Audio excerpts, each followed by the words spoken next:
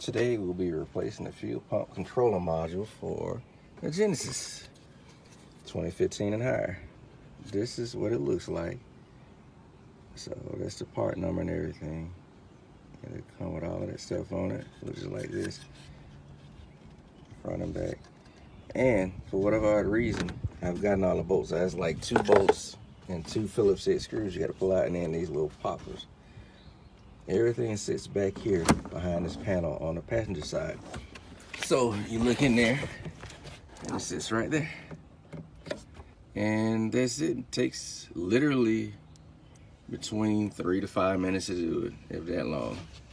The longest part is just getting all of the stuff out of the way so you can get to it. So it's that simple. Any questions, give me a holler out, email, drop a line, add, subscribe, and feel free to do as you do. Y'all have a good day.